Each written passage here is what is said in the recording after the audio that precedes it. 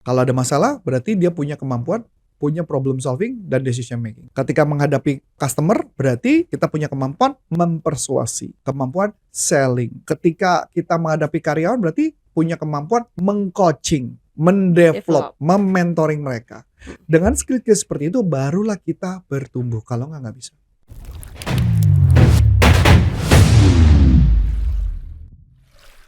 Halo teman-teman, kembali lagi di channel YouTube NLP for Business untuk Indonesia. Nah, kali ini aku ada jurnal yang mau aku tanyain nih ke Coach Arif. Apakah itu ada tipsnya nggak sih untuk mengatasinya? Nah, ini ada penelitian dari Michael Freeman. Kalau misalkan entrepreneur itu mengalami kesehatan mental health-nya terganggu itu lebih dari 50%. Nah, bagaimana sih cara mengatasi gangguan mental health itu? Kita tanyakan ke Coach Arif ya. Hai Coach. Halo. Sehat Coach. Lapar ya Coach? Iya.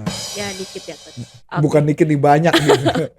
Oke Coach, nih aku mau tanya nih Coach. Kan ini kalau saya 4 jam lagi nih sudah 24 jam saya ya, makan. Bener-bener. Jangan Coach. Nanti murka. Biasanya orang lapar kan murka ya Coach? Enggak, saya gak bakal murka. Oke Coach. Saya biasa sampai 3 hari gak makan juga bisa. Oke Coach, ini aku mau tanya nih Coach. Jadi ada penelitian dari Michael Freeman. Kalau misalkan wirausaha itu 50% melaporkan memiliki kondisi kesehatan mentalnya terganggu. Nah, itu bisa nggak sih Coach kita mengatasi gangguan mental itu Coach? Pasti bisa. Pertanyaan saya gini, kenapa menurut kamu bisa entrepreneur bisa punya gangguan mental health? Mungkin karena dia ada bisnis, terus dia bisnis. Bingung nih Coach muterin uangnya kayak gimana gitu. Terus misalkan dia ada karyawan gajinya gimana gitu. Belum bermasalah pula. Iya betul. Nah, berarti nggak usah jadi entrepreneur ya Coach ya? Oke. Tapi yang udah tercemplung gimana nih Coach? Ya. Memang jadi para pengusaha itu memang challenge banget ya. Karena pengusaha itu dia harus memikirkan semua hal. Memikirkan bukan hanya kadang-kadang ya. Ini this is fakta yang menarik. Ini saya iseng aja, nggak tahu Karin nggak apa enggak. Apa tuh Coach? Cicilan kalau karyawan mau mencicil rumah, kamu tahu nggak kamu dapat berapa tahun?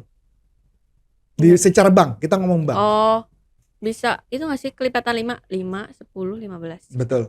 15 bisa ya? 15 bahkan bisa. Ada beberapa bank yang 20 sampai 25. Iya. Oke ya. Pengusahanya berapa? Pengusaha apa nih Coach? Kalau pengusaha, jadi pengusaha cicilan untuk beli rumah maksimum berapa tahun? Oh nggak tahu kalau itu. Hanya boleh 10 tahun. Oh ada klasifikasinya masing-masing ya? Tidak, setiap pengusaha memang cicilan hanya 10 tahun. Oke. Pengusaha. Tapi karyawannya bisa lebih 15 sampai 25. Iya. Saya pernah iseng nih, ini bercanda aja, saya nanya gitu kan ya. Kalau karyawan saya minta cicilan properti di sini, bayar cicilan properti, dapat berapa tahun? 15 bisa 20 tahun, Pak. Kalau saya 10. Padahal saya yang bayar gaji dia kan? Iya, dia bisa 15 tahun, 20 tahun. Saya cuma 10 tahun. Apa bisa terjadi? Jadi, bank aja takut tuh. Bank aja takut nih. Dia hanya berani sampai 10 tahun. Jadi dia asumsiin dia bisa bertahan 10 tahun nih. Tapi kalau karyawannya si pengusaha itu bisa dapat panjang, ya memang kadang-kadang kelihatannya nggak fair ya. Iya betul. Tapi kabar bagusnya adalah pengusaha itu diasumsikan duitnya lebih banyak lagi kan. Makanya memotivasi nggak sih? Memotivasi cepat untuk balikin. Ya akibatnya kalau yang bisa termotivasi bisa bagus. Yang tidak termotivasi kayak penelitian Freeman tadi ya. Iya betul. Berapa persen tadi? Lebih dari 50%. Lebih dari 50% stres, wajar. Nah pertanyaan, kenapa sih orang stres? Jawabannya sederhana. Stres karena satu, dia tidak tahu bagaimana caranya supaya bisnisnya jalan. Kedua, bagaimana caranya bisnis bisa jalan ya. Kedua, bagaimana caranya untuk menyelesaikan masalah. Ketiga, bagaimana cara punya ide kreatif bisa mempengaruhi situasi market dan sebagainya. Keempat, bagaimana cara bisa ngedevelop orang. Dan itu hanya bisa didapatkan dengan teknik NLP, Neuro Linguistic Programming.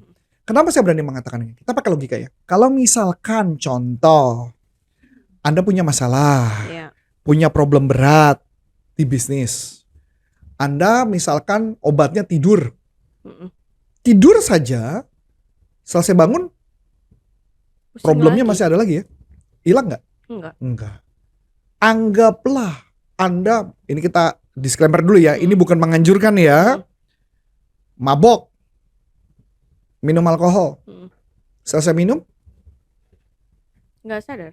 nggak sadar ya, happy ya. Happy. Setelah selesai, Ya masih ada itu. problem masih ada ya. Iya. Selesai masalahnya, Enggak. enggak. Kadang Bangkrut, ada nambah kan coach. malah nambah. Iya betul. Karena abis itu punya hutang kartu kredit. Iya betul. Yang itu problem tambah. So berarti solusi satu-satunya adalah menghadapi dan memperbaiki. Tapi pertanyaannya adalah bagaimana menghadapi kalau skillnya nggak punya. Iya betul. Nah skillnya itu hanya bisa didapat dengan teknik-teknik bagaimana menyelesaikan masalah. Masuk akal? Yep. Walaupun ada yang mengatakan bisa dong pakai meditasi. Iya. Kalau karyawan bisa. Kenapa? Karena karyawan kalau gagal dia bisa nanya sama bosnya. Betul? Betul. Bosnya nggak bisa meditasi dong. Iya. Karena kenapa? Begitu dia selesai meditasi, problem ada. Iya. Kenapa saya berani mengatakan ini? Karena ada satu orang teman saya gitu ya, di murid saya yang lama banget, dia belajar meditasi. Tahu nggak? Begitu hadapin masalah, asam lambungnya lebih cepat daripada meditasinya. Masuk rumah sakit lah dia. Iya. Makanya kenapa saya selalu menganjurkan lebih baik dihadapi, lebih baik diatasi problemnya tersebut. Gimana caranya? Kita harus punya skill yang tepat. Karena ketika kita skill yang tepat, kita bisa menghadapi situasi lebih mudah. Oke coach. Skill apa yang harus kita tahu coach? Tadi ya, kalau ada masalah berarti dia punya kemampuan, punya problem solving dan decision making. Ketika menghadapi customer berarti kita punya kemampuan mempersuasi. Kemampuan selling. Ketika kita menghadapi karyawan berarti punya kemampuan mengcoaching, mendevelop, mementoring mereka. Dengan skill-skill seperti itu barulah kita bertumbuh. Kalau nggak bisa. Berarti emang kita harus belajar dulu ya coach. Kita harus belajar. Mau nggak mau. Kalau misalkan salah satu dari itu kita nggak bisa coach. Salah satu. Nah, Misalkan, kalau salah satu ya tetap kan problem tetap ada. Karena kan isunya orang apa sih problem tadi? Ya enggak? Iya. Kalau mama nggak ketika ada masalah karyawan cara nyelesainnya adalah mesti diajarin dong. Nah, bagaimana ngajarinnya kalau nggak bisa?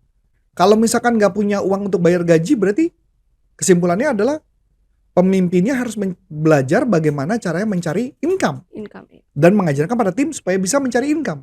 Ya berarti kan mau nggak mau kemampuan selling dong. Iya. Ya enggak? Jadi kemampuan itulah yang dibutuhkan oleh para pengusaha untuk mempunyai mental yang sangat bagus supaya dia punya mental positif. Nah kabar bagusnya adalah setiap bisnis apapun dia harus punya vibrasi yang positif. Supaya orang yang ketemu dia bisa lebih happy. Nah vibrasi positif itu hanya bisa terjadi kalau punya frame of mind dalam NLP, figura pikiran bahwa saya adalah orang yang diberkati, apa yang saya lakukan diberkati, apapun yang saya lakukan saya berhasil, barulah dia sukses. Ya jadi ujung-ujungnya kenapa? Karena punya frame yang tepat, maka dia akan bisa menjalani kehidupan dengan lebih baik. Karena kalau dia nggak punya frame yang tepat, gimana bisa mempengaruhi orang? Nggak bisa. Makanya wajar kalau bisnis tutup. Bahkan kayaknya kemarin ada yang memberikan statement ya, bisnis makanan, pengusaha bisnis makanan, katanya, saya lupa angkanya, lupa berapa persisnya. Kalau nggak salah 5 tahun pertama itu hampir 80% bangkrut. Ada yang bilang begitu loh. 80-90% bangkrut. Buset. Nah kalau gitu buat apa bisnis ya nggak? Iya, Nah itu maksudnya. Kenapa? Karena orang bisnis bukan sekedar lu punya kemampuan masak makanan enak, bukan kemampuan tapi bagaimana kemampuan memasarkan. Banyak yang jadi banyak yang lulusan dari master chef, mereka jago-jago masak, tapi ketika buka restoran belum tentu laku. Iya betul. Ya enggak? Ya. Tapi ada juga ya orang yang laku di pasaran ketika masuk di master chef juga belum tentu juara. Iya betul. Ya enggak? Tapi karena mereka punya cara yang masing-masing. Ya kayak kemarin kan masalah di master chef ada satu orang yang agak gila, yang rambutnya agak gila itu maksudnya apa ya namanya? Unik ya. Rambutnya gimbal. Itu kan top banget tuh. Oh iya. Ya cara masaknya dia heboh dan sebagainya, dia terkenal dan sebagainya, dia masuk di master chef. Begitu masuk master chef kan akhirnya dia mundur kan? Iya betul. Nah itu maksudnya. Kadang-kadang tidak korelasi, tidak ada korelasi. Tapi kalau masuk master chef bisa sukses. Itu kaitannya dia ketika melamar pekerja dia sebagai koki hotel mungkin diterima. Tapi nggak ada hubungan ketika dia buka bisnis sendiri, tidak ada hubungan. Jadi itulah konsepnya.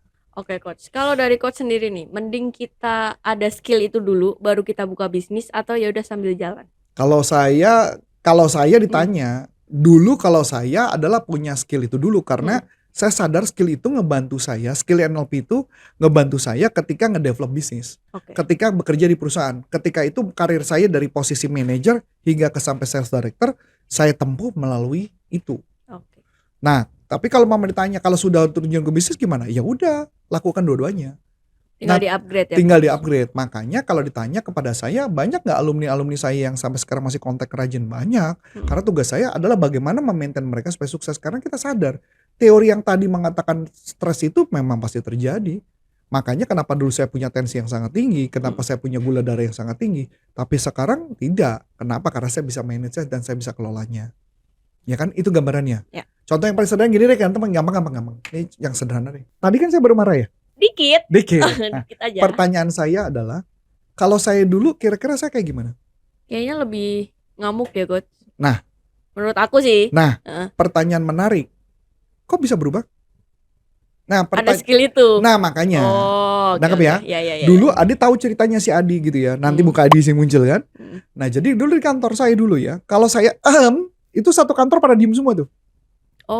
Atau saya baru masuk mobil gitu ya. Mereka udah pada rame. Arif datang. Oh, gitu. Kenapa? Karena saya stres juga kan. Ngeliatin kondisi di kantor kayak begitu. Ini which is gak bagus buat saya kan gitu ya. Makanya panik dulu. Orang katanya pintu dibuka aja katanya udah pada panik kok katanya. Langsung ya? Gitu kan, pada panik dan sebagainya. Itu dulu. Tapi makanya kalau ditanya, saya marah.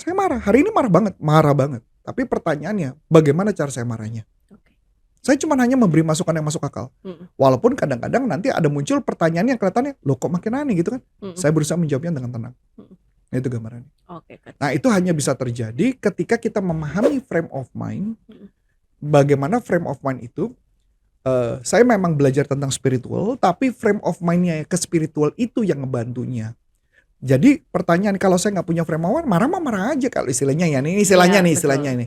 Karena saya adalah pengikut Yesus, istilahnya kayak gini. Waktu di gereja baik. Begitu di luar gereja, baru keluar dari gereja udah klakson orang, udah mepet orang, marah-marah orang, bukan jono, wah cepet wah gitu kayak gitu. Itu istilahnya kayak gitu ya. Atau sama aja kayak teman-teman yang muslim pergi ke musolanya pas lagi sholatnya baik, begitu keluar mulai lagi. Nah, itu yang terjadi. Paling kalau sendalnya hilang ya, Coach. Itu nggak tahu, itu Adi yang mesti bicara ya. Adi yang lebih tahu gitu ya. Jadi maksud saya, balik lagi, kita tahu teorinya tapi harus paham tentang frame of mind. Karena frame of mind itu yang akan ngebungkus kita bagaimana cara kita berbicara, bagaimana cara menyampaikan informasi. Oke, Coach. Nah, para entrepreneur harus ikut NLP ya, Coach, berarti. Oke, menurut aku untuk nggak harus sih. Wajib. Nggak harus. Apa tuh? Kalau mereka tetap mau seperti stres. Apa-apa untuk dong. menghilangkan gini ya, mental health mereka. Saya ngomongnya gini. Saya mengatakan tidak harus karena saya sendiri waktu dulu menikmati stres. Oke. Sampai satu titik saya masuk rumah sakit. Saya kena stroke ringan, saya kena gula darah tinggi, sudah mengganggu semua kehidupan saya, kesehatan saya. Saat itulah saya sadar. Jadi kalau mau ditanya, harus nggak? Nggak harus. Biar sadar dulu, Coach. Biar sadar dulu. Gitu. Oke deh, Coach. Oke, untuk topik kali ini menurut aku sudah cukup, Coach. Terima kasih ya, Coach. Sama-sama. Sudah dikasih tips-tipsnya. Coach, aku mau bagi-bagi ebook nih. Jadi ada 3 mengatasi mental block. Nah, teman-teman nanti tinggal klik link di deskripsi ataupun di kolom komentar pertama. Jadi nanti tinggal isi nama, nomor, dan email, nanti kita langsung kirimkan. Nah, jika belum dikirimkan, nanti teman-teman bisa kontak di bawahnya pas pada saat submit gitu, Coach. Nah, kalau misalkan mau mengikuti pelatihan kita secara online, itu bisa di pastiprestasi.com. Dan untuk mengikuti pelatihan lisensi NLP dari Dr. Richard Bandler, dan ini sudah batch ke-23, bisa masuk ke nlpleadershipindonesia.com. Nah, sudah nih, Coach, terima kasih untuk tips kali ini, Coach. Sip. Oke, dengan saya Karin. Dan saya Coach Antoni Syarif, NLP for Business untuk Indonesia. Bye-bye.